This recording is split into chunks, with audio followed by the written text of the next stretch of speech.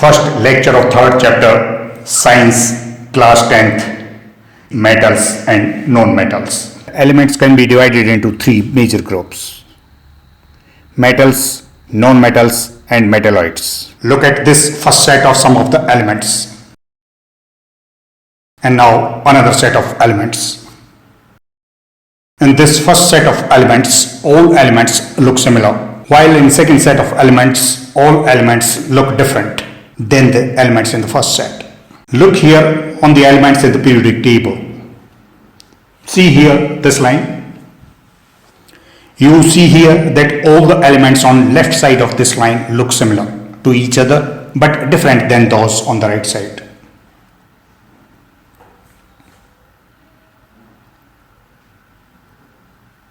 You can see here that all the elements on the left side of this line look similar to each other but different than those on the other side. Some of these left side elements you saw in the first set of elements. In this lecture you will study physical properties of the metals and how these are different from the non-metals. Look, here are some elements. On your left hand side are metals and on your right are non-metals.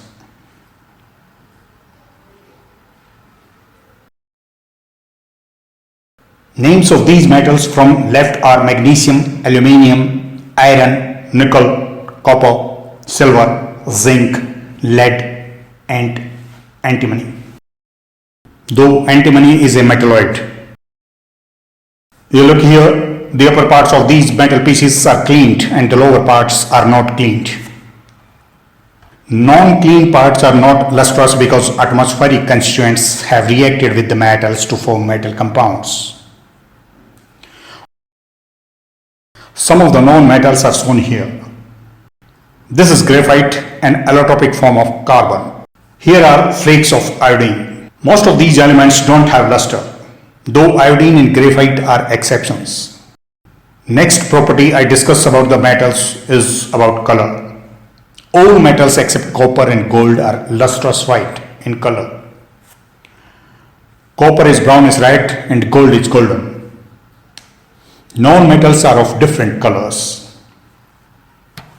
Color of the carbon is black, of sulfur, yellow, iodine, violet, bromine, reddish brown, phosphorus, white or red, and so on. Point number 3, melting and boiling points of the metals. Most of the metals have high melting and boiling points. Non-metals usually have low melting and boiling points. Though carbon is an exception that has very high melting and boiling point despite it is a non-metal. Next physical property, that is state. Only mercury is liquid at room temperature. All other metals are solids at room temperature.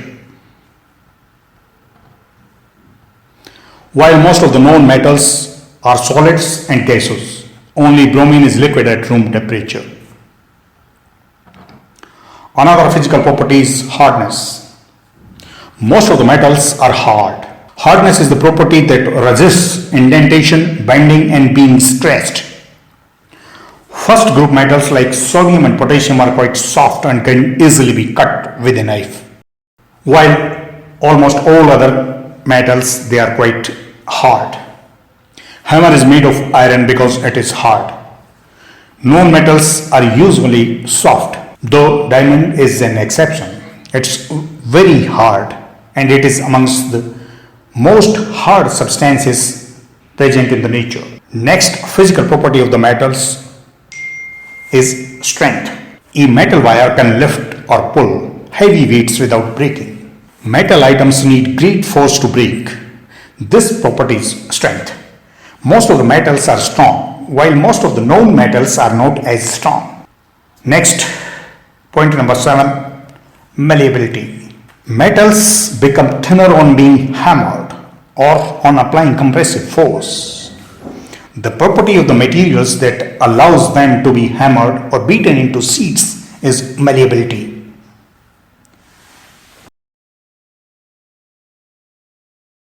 Silver and gold are most malleable metals. It means they can be beaten into thinnest sheets possible without breaking. Some metals like antimony are not malleable. Number 8. Ductility. Metals can be drawn into wires. The property that makes it possible to draw material into wire is termed as ductility. More ductile metal can be drawn into thinner wires.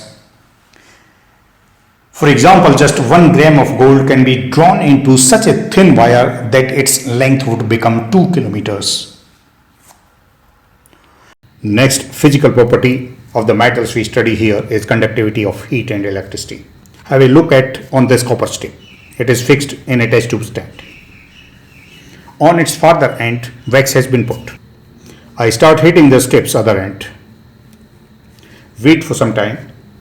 Now you see the wax has started melting. The reason is that this strip carries heat to the wax from the burner. Materials that transfer heat easily through them are called good conductors of heat. Metals are good conductors of heat and electricity. Conductance of metals varies. Silver is the best conductor of heat and electricity, while known metals are usually not. Graphite is an exception. You see here this wire. This is the wire used in household electrical fittings. It is made of copper coated with PVC. PVC means polyvinyl chloride. Metals are usually good conductors of electricity and heat. That is why all electrical wires are made of metals. PVC and rubber are bad conductors. That is why metal wires are coated with these materials. These materials are also called insulators. The point number 10 is that metals are sonorous. Metal sheets on being hit produce sound. The materials that produce sound on being hit are called sonorous. Non-metals are not sonorous. In the end, I summarize this lecture. The physical properties of the metals are: number 1, they are lustrous. Number 2, they are silvery white except copper and gold. Metals have high melting and boiling points except mercury and cesium. All other metals exist in solid state at room temperature. At point number 5, we read that metals are strong. Metals are hard. They are malleable, means they can be beaten into sheets. Metals are ductile, means they can be drawn into wires. Metals are good conductors of heat and electricity, and they are sonorous too. This lecture's question is: why do metals look lustrous? I repeat the question: why do metals look lustrous? You have to explain the reasons. This was my first lecture of chapter 3, class 10th science. I shall continue this chapter in lecture 2. Till then, goodbye.